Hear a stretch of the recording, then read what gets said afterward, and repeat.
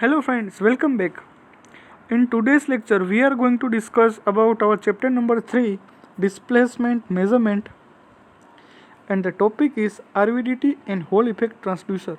Okay, RVDT means rotary variable differential transformer and Hall effect transducer. Okay. Now, question of this topic is which is asked in GTU examination is write a short note on RVDT and write a short note on Hall effect transducer. Okay, આ બે ટાઈપના question જે છે આની અંદર આવી શકે છે. મોસ્ટલી આ બેમાંથી કોઈ પણ એક ક્વેશ્ચન જે છે એ એક્ઝામિનેશનની અંદર હોય જ છે, તો ખાસ ધ્યાન રાખવા વિનંતી. Okay, now outline of this lecture is introduction regarding rotary variable differential transformer and what is the main difference between LVDT and RVDT.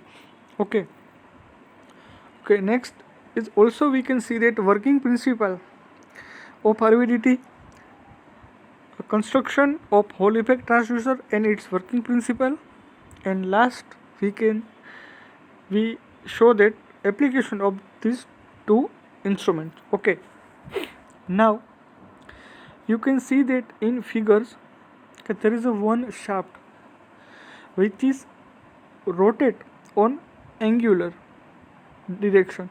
Okay, આની અંદર એક શાફ્ટ હોય છે અને એ શાફ્ટ જે છે એ એંગ્યુલર મેઝરમેન્ટ કરવા માટે આપણે એને ઉપયોગ કરીએ છીએ. અને જનરલી કેમ ટાઈપ શાફ્ટ જે છે આપણે કહી શકાય, બરાબર. હવે જો એને આપણે ક્લોકવાઇઝ ડિરેક્શનમાં આપણે મૂવ કરાવશું, બરાબર છે, તો એની અંદર અથવા તો એન્ટી ક્લોકવાઇઝ આપણે મૂવ કરાવશું તો એની અંદર એંગ્યુલર ડિસ્પ્લેસમેન્ટ કેટલું છે એ આપણે મેઝરમેન્ટ કરી શકશું, બરાબર. જનરલી એની અંદર આપણે શું કરીએ છીએ, આપણે એલવીડીટીની અંદર કે એક પ્રાઇમરી અને બે સેકન્ડરી આપણે રાખતા હતા. આની અંદર એ જ રીતે છે, બટ એની અંદર આપણે એંગ્યુલર ડિસ્પ્લેસમેન્ટ જે છે એ આપણે મેઝરમેન્ટ કરવાનું છે. એટલે કે આની અંદર આપણે એન્ટી ક્લોકવાઇઝ ડિરેક્શનમાં આપણે એને મૂવ કરાવશું અથવા તો ક્લોકવાઇઝ ડિરેક્શનમાં આપણે મૂવ કરાવશું તો એની અંદર એંગ્યુલર ડિસ્પ્લેસમેન્ટ કેટલું છે એ આપણે મેઝરમેન્ટ કરી શકશું. ઓકે, નાવ જનરલી એની અંદર આપણે પ્રાઇમરી વાઇન્ડિંગ જે છે આપણે યુઝ કરતા હોય છે, બરાબર. પ્રાઇમરી વાઇન્ડિંગથી આપણે એને એક્સાઇટેશન આપણે આપશું, બરાબર. હવે મિડલની અંદર જે કોર જે છે એ જનરલી રોટેટ કરે છે, બરાબર છે. હવે આની અંદર રોટરી વેરિયેબલ ડિફરન્શિયલ ટ્રાન્સફોર્મર નામ શું કામ આપ્યું? એની અંદર રોટરી મીન્સ કે જે કોર જે છે એ રોટેટ કરે છે. વેરિયેબલ મીન્સ કે એની અંદર ચેન્જ થાય છે, બરાબર. એંગ્યુલર ડિસ્પ્લેસમેન્ટ થાય તો એની અંદર ચેન્જ થાય, બરાબર.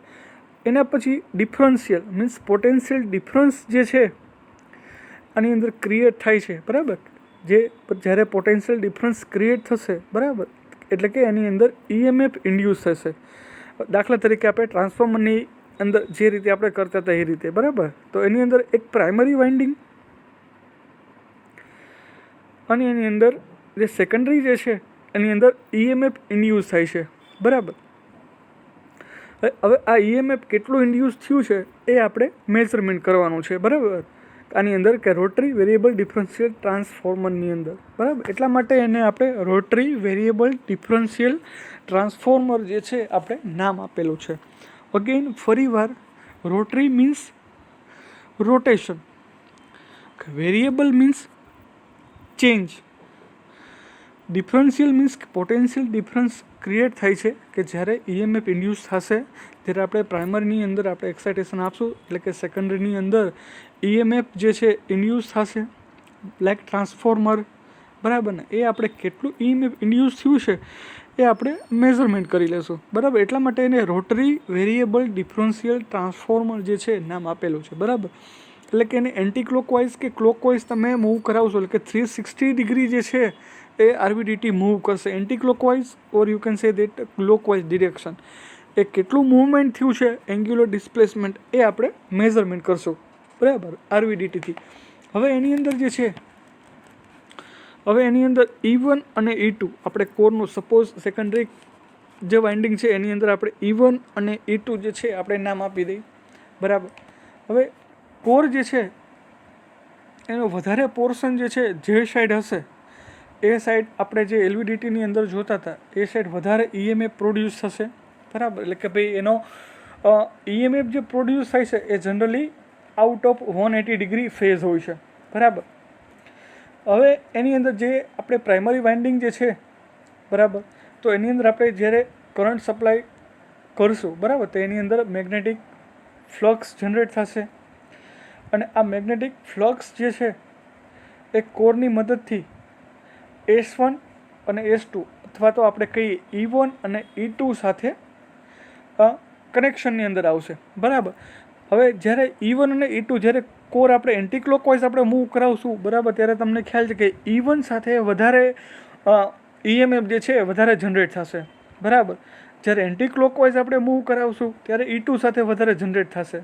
એટલે કે જ્યારે ક્લોકવાઇઝ આપણે મૂવ કરાવશું ત્યારે E1 is greater than E2, એટલે કે પોઝિટિવ સાઈડ આપણને મળશે, બરાબર, પોઝિટિવ ડિરેક્શન આપણને મળશે, એટલે કે ક્લોકવાઇઝ ડિરેક્શન આપણને મળશે.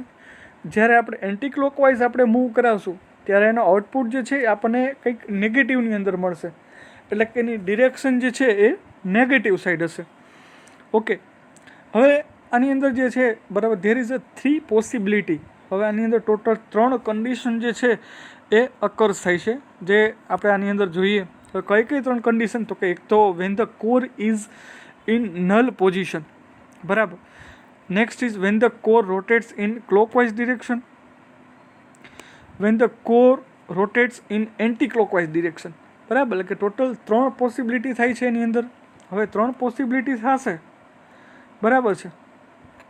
તો એની અંદર હવે E0 ટોટલ આપણે EMF આપણે મેઝર કરવું છે, તો કે E0 is equal to E1 minus E2 totally 0, બરાબર. જ્યારે કોર જે છે કોઈ પણ જાતનું મૂવમેન્ટ નહીં કરતી હોય ત્યારે ટોટલ EMF આપણને 0 મળશે. હવે એના પછી જ્યારે ક્લોકવાઇઝ ડિરેક્શનમાં મૂવ કરશે, જ્યારે આપણે કીધું એમ કે ભાઈ E1 સાથે મેક્સિમમ ફ્લક્સ જે છે એ જનરેટ થશે, એટલે કે E1 ગ્રેટર ધેન E2, એટલે કે પોઝિટિવ આપણને આઉટપુટ મળશે, એટલે કે ક્લોકવાઇઝ ડિરેક્શનમાં આપણે મૂવ કરાવશું ત્યારે. એના પછી જ્યારે એન્ટી ક્લોકવાઇઝ ડિરેક્શનની અંદર આપણે મૂવ કરાવશું, બરાબર, ત્યારે શું થશે કે ત્યારે E2 સાથે મેક્સિમમ ફ્લક્સ જનરેટ થશે, એટલે કે E2 ગ્રેટર દેન E1 થશે, એટલે કે E1 માઇનસ E2. ઓકે, એટલે કે આપણને નેગેટિવ આઉટપુટ આપણને મળશે. એટલે અકોર્ડિંગ ટુ ડિરેક્શન જે છે આપણે એને ચેન્જ કરી શકીએ છીએ, અથવા તો એનું એંગ્યુલર મેઝરમેન્ટ જે છે આપણે કરી શકીએ છીએ, બરાબર. હવે RVDTથી આપણે EMF કેટલું જનરેટ થયું, વોલ્ટેજ કેટલું જનરેટ થયું, બરાબર, આ બધું આપણે મેઝરમેન્ટ જે છે આપણે કરી શકીએ છીએ, બરાબર. સિમ્પલ વસ્તુ છે. આની અંદર 360 ડિગ્રી આપણે એંગ્યુલર મેઝરમેન્ટ જે છે આપણે આના દ્વારા કરી શકીએ છીએ, કે જે સાઈડ કોર મેક્સિમમ મૂવ કરશે ત્યારે ત્યાં ફ્લક્સ વધારે જનરેટ થશે, તો એના લીધે આપણને ડિરેક્શનનો ખ્યાલ આવશે. આઉટપુટ પોઝિટિવ મળે છે, નેગેટિવ મળે છે, એના ટોટલી ડિરેક્શન ઉપર આધાર રાખશે, બરાબર, રોટરી વેરિયેબલ ડિફરન્શિયલ ટ્રાન્સફોર્મરની અંદર, બરાબર છે. હવે આપણે આગળ વાત કરીએ. The construction of both RVDT and LVDT are similar, but the main difference is the shape of the core in transformer winding. This core will turn between the two windings of transformer due to the shaft, બરાબર. કે જે કોરનો main difference છે LVDT અને RVDTની અંદર, બરાબર છે. આની અંદર કેમ શાફ્ટની જે છે કોર કે જે એંગ્યુલર મૂવમેન્ટ કરી શકે એવી કોર આપણે આની અંદર આપણે યુઝ કરીએ છીએ, બરાબર છે.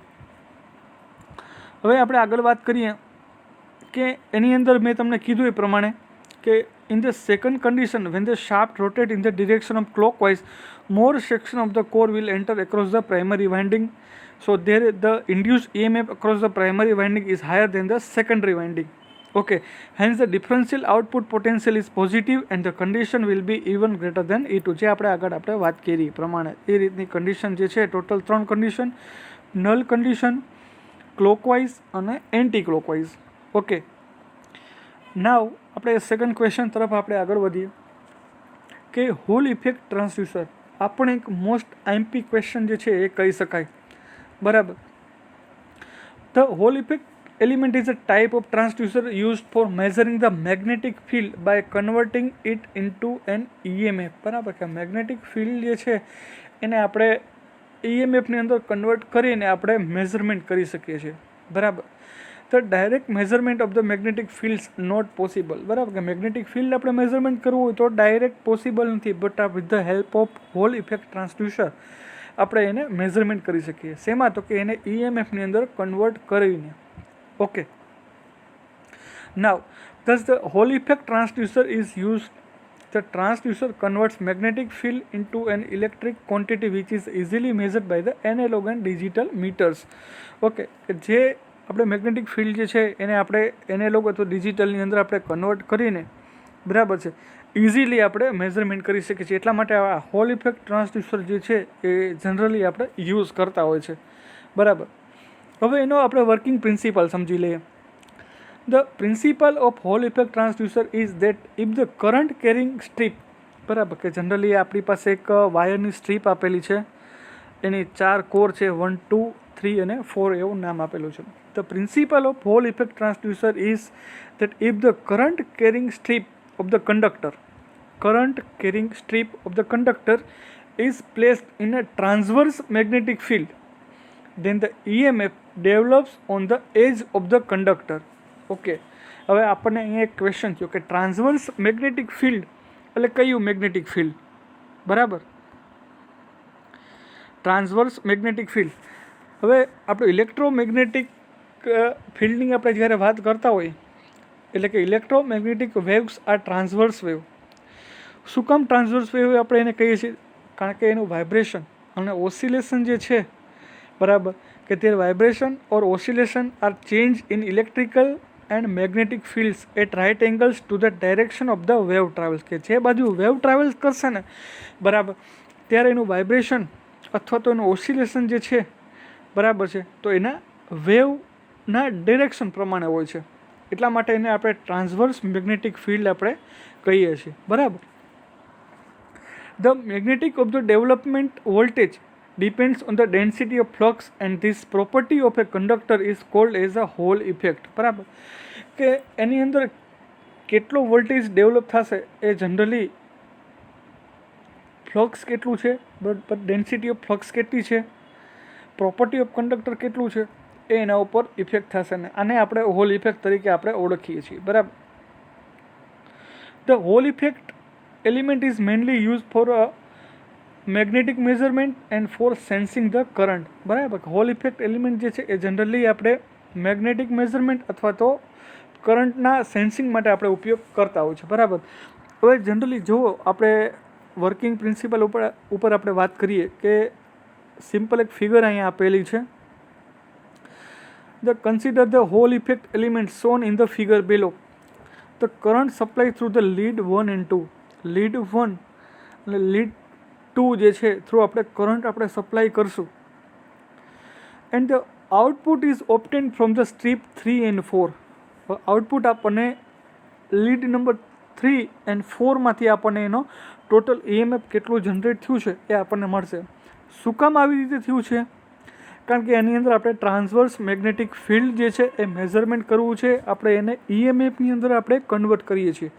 બરાબર છે, એટલા માટે આપણે કરંટ જે છે એ આપણે 1 અને 2 જે છે લીડ આપણે એમાંથી સપ્લાય કરશું અને આઉટપુટ લીડ જે છે એ 3 અને 4 જે છે. The lead 3 and 4 are at same potential when no field is applied across the strips. બરાબર, કે એનો પોટેન્શિયલ જનરલી સેમ હોય છે કે જ્યારે એની અંદર કોઈ પણ ફિલ્ડ આપણે એપ્લાય કરતા નથી. Okay, now when the magnetic field is applied to the strip, the output voltage develops across the output leads 3 and 4. બરાબર, કે જ્યારે એની અંદર મેગ્નેટિક ફિલ્ડ જે છે તમે એપ્લાય કરો છો, બરાબર, સ્ટ્રીપની અંદર, ત્યારે આઉટપુટ વોલ્ટેજ તમને 3 અને 4 મારફત જે છે એ તમે મેઝરમેન્ટ કરી શકો છો. આપણને આઉટપુટ કંઈક જનરેટ થયેલું આપણને દેખાશે. બરાબર, સપોઝ કે આપણે લીડ 1 અને 2માંથી કરંટ સપ્લાય કરશું અને આઉટપુટ જે છે આપણને લીડ 3 અને 4માંથી આપણને આઉટપુટ જે છે એ આપણને મળશે. Okay, the develop voltage is directly proportional to the strength of the material. કે ભાઈ વોલ્ટેજ કેટલો જનરેટ થાય છે એ જનરલી મટીરિયલની સ્ટ્રેન્થ ઉપર જે છે એ આધાર રાખતું હોય છે. બરાબર છે, તો જનરલી હોલ ઇફેક્ટનો પ્રિન્સિપલ એક અગેન ફરીવાર એક્સપ્લેન કરી દઉં. The principle of Hall effect transducer is that if the current carrying strip of the conductor is placed in a transverse magnetic field, then the EMF develops on the edge of the conductor. હવે transverse magnetic field એટલે કેવું field જે આપણે આગળ વાત કરી પ્રમાણે કે ઇલેક્ટ્રોમેગ્નેટિક વેવ્સ જે છે એ જનરલી ટ્રાન્સવર્સ મેગ્નેટિક ફિલ્ડ હોય છે. શું કામ? કે their vibration or oscillation are changes in the electrical and magnetic fields at right angles to the direction of the wave travel. એટલે કે એના પરપેન્ડિક્યુલરના ડિરેક્શનની જેમ હોય છે, બરાબર. એની અંદર વાઇબ્રેશન અને ઓસિલેશન જે છે, સપોઝ એની અંદર આપણે કરંટ સપ્લાય કરશું તો એની અંદર વાઇબ્રેશન ઓસિલેશન આવશે, બરાબર. એ જનરલી એના પરપેન્ડિક્યુલર ડિરેક્શનની અંદર હોય છે, બરાબર. એટલે કે એની લીડ 3 અને 4ની અંદર EMF જે છે એ જનરેટ થશે, બરાબર છે. હવે આપણે આગળ વાત કરીએ એ પ્રમાણે કે when the magnetic field is applied to the strip, the output develops across the output leads 3 and 4. The developed voltage is directly proportional to the strength of the material. જે આપણે આગળ વાત કરી પ્રમાણે ટોટલ EMF એની અંદર કેટલું generate થશે, તો કે EH is equal to KHIB upon T, બરાબર. હવે અહીંયા T શું બતાવે છે, તો કે એની થિકનેસ બતાવે છે. KH શું છે, તો કે એની અંદર હોલ ઇફેક્ટ કોએફિશિયન્ટ જે છે એ બતાવે છે, બરાબર છે. B જે છે એ એનું મેગ્નેટિક ફિલ્ડ બતાવે છે. I જે છે એની અંદર કરંટ બતાવે છે, બરાબર છે. હવે એની અંદર આપણે આગળ વાત કરીએ પ્રમાણે કે ભાઈ એપ્લિકેશન એની કઈ કઈ છે હોલ ઇફેક્ટ ટ્રાન્સડ્યુસરની, તો કે હોલ ઇફેક્ટ ટ્રાન્સડ્યુસર જે છે એ generally magnetic to electric transducer, measurement of displacement, measurement of current અને મેઝરમેન્ટ ઓફ પાવરની અંદર આપણે યુઝ કરીએ છીએ હોલ ઇફેક્ટ ટ્રાન્સડ્યુસરને, બરાબર. આપણે કઈ રીતે કરીએ છીએ, તો કે ભાઈ એનું મેગ્નેટિક ફિલ્ડ જે છે એનું EMFની અંદર આપણે કન્વર્ટ કરીને આપણે મેઝરમેન્ટ કરી લઈએ છીએ, બરાબર છે. તો આ હતું એનું વર્કિંગ પ્રિન્સિપલ. ઓકે, તો જનરલી મોસ્ટ આઈએમપી ક્વેશ્ચન આજે આપણે ડિસ્કસ કર્યા RVDT અને હોલ ઇફેક્ટ ટ્રાન્સડ્યુસર, બરાબર છે. હવે આપણા લેક્ચર જે છે એ રેગ્યુલર અપડેટ થશે. થોડુંક ફેમિલી રીઝનને લીધે આપણા લેક્ચર અપડેટ કરવામાં થોડું લેટ થયું છે, બરાબર છે. હવે તમને રેગ્યુલર ડેઇલી બેઝિસ પર તમને લેક્ચર અપડેટ તમને મળતું રહેશે, બરાબર છે. તો સાથે સાથે થોડુંક કરવા નમ્ર વિનંતી છે. ઓકે, આપણે નેક્સ્ટ લેક્ચરની અંદર આપણે આગળ વાત કરશું. Okay, thank you.